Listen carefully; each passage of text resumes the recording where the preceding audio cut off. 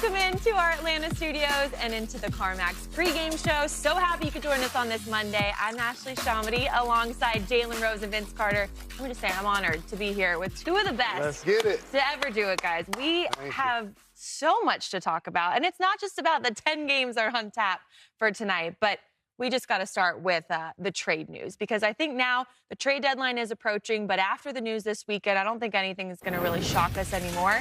This one right here, the three-team blockbuster trade finalized late Saturday night. You've got Luka Doncic going to L.A., playing alongside LeBron, and Anthony Davis now in Dallas with Kyrie playing with the Mavs. Jalen Rose, your initial thoughts on this one? My initial thoughts is I haven't been this shocked since the Raptors traded Vince Carter when I was on the team.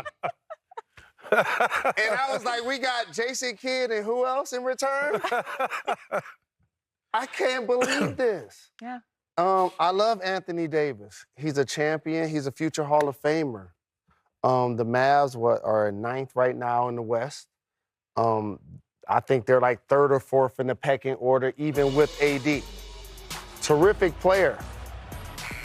But if you're the Los Angeles Lakers, like Rob Pelinka might get a statue now. Like Jerry West got a statue as a player and as an exec. And I'm speaking hyperbole. To add Luka Doncic to your team, he's been all NBA first team 5 times. He led the Mavs to the finals last year, BC.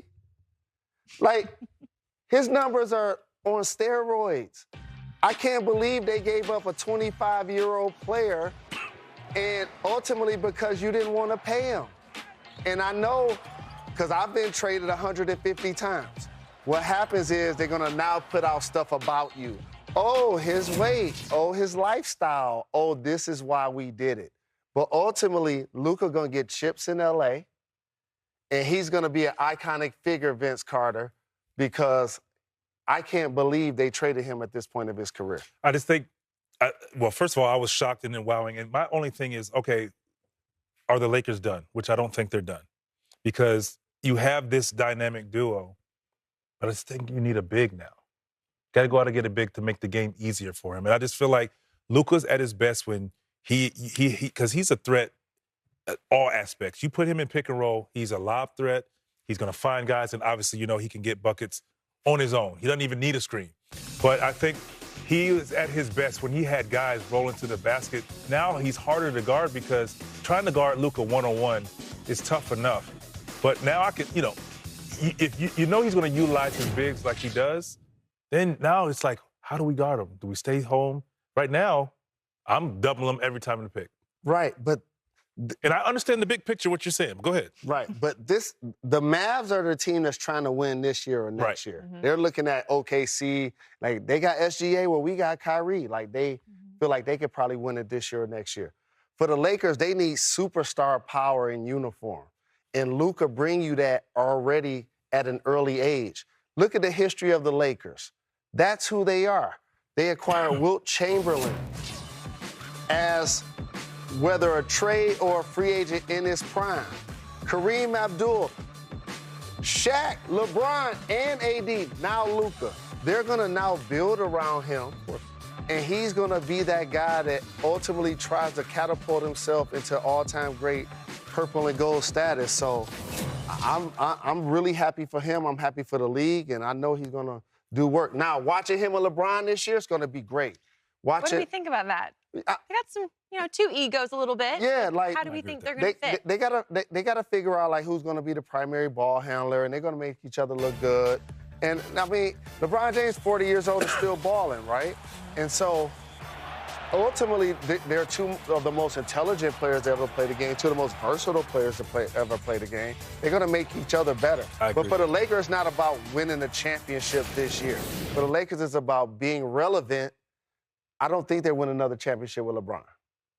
Okay. So probably for me. So now that you have both of them, you got some box office, and then Luka's going to be your future. And I will say this. I think it's, if you would, it's perfect timing, I think, for this to happen, because what we've said over the past couple of years is, will LeBron allow AD to be AD, the alpha dog one, the go-to guy? So he's in a place where he is now allowed that, and look at Anthony Davis.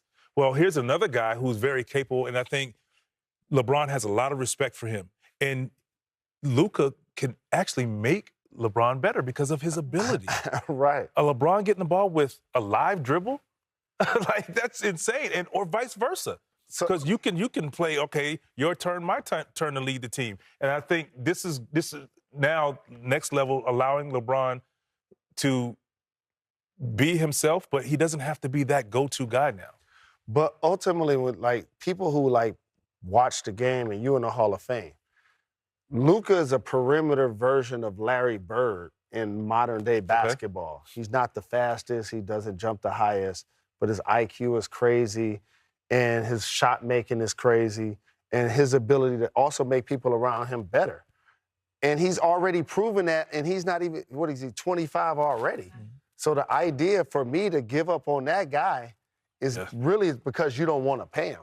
And now he's going to cost himself $100-some million because they traded him. So now he's going to really come out and do work. So it's really good for the league. Let me ask this, though. I know you're talking about the Lakers and how much of a win this is for them. But for Dallas, Nico Harrison, their general manager, I mean, this was under the table. And in today's day and age, it's hard to keep things a secret. And this thing was definitely a secret that just kind of blew up the trade world. So what does that say about, you know, what they think about Luka? And is that something that obviously Lakers were like, well, we'll take him, blah, blah, blah. But what does that say about what they, I mean, he took him to the NBA Finals last year. Correct. I know he's had his rumors about what he does and what he doesn't do, but what does it say about him? So one of the, misconceptions about all-time great players is that they get the chance to play for one team their entire career. Tim Duncan gets to do it, Kobe. There are very few players that actually get a chance to play for one team. Mm-hmm. And so there are turbulent times that happen throughout their careers, especially early, that get them traded. And so now that you get a chance to reinvent yourself and you're Luka and you're in the purple and gold, and or AD too. He's got a lot to prove too. People going to be looking at them at the 9th spot saying, now can they be a contender? How many games is he going to play? Is he going to be dominant? Is he going to stay long-term or whatever? And so, but to me, the Lakers got what they needed, and that was a superstar that they're going to be able to sell going forward. But Vince, did Dallas get what they needed with AD? Do you think this is something that can take them? I mean, that's an unbelievable piece. My one question, and I would love to hear your take on this, who was the odd man out of those bigs? Because, which way do you go? Because you had the two-headed monster in Gafford and Lively, and it worked well for Luka. Where do you go now with that group? Who plays what? Do you move one of them to the 4? Well,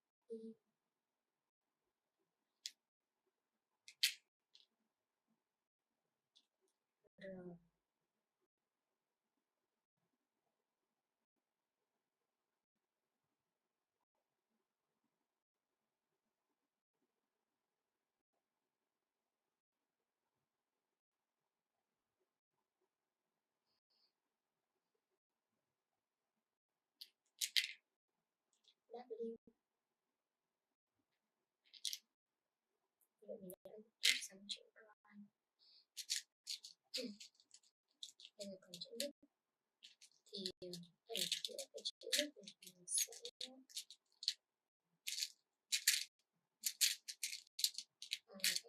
mấy cái hạt vòng tím ở giữa.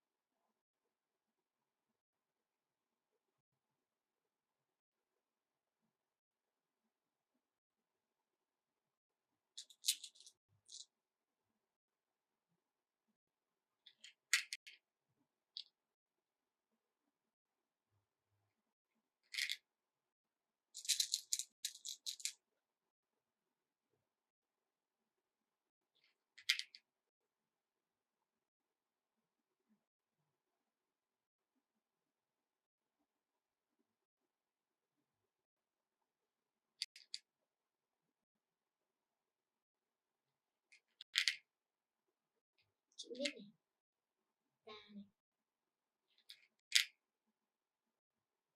C này,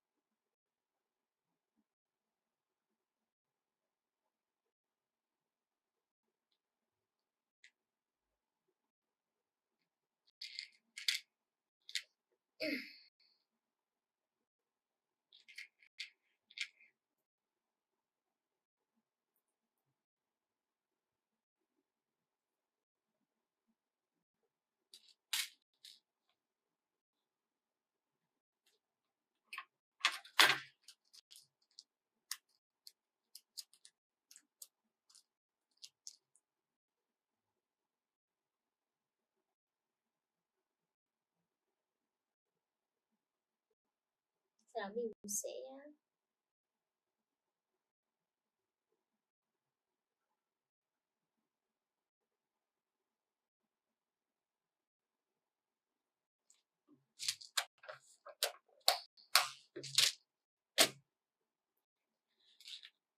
buộc phần dây này lại đi.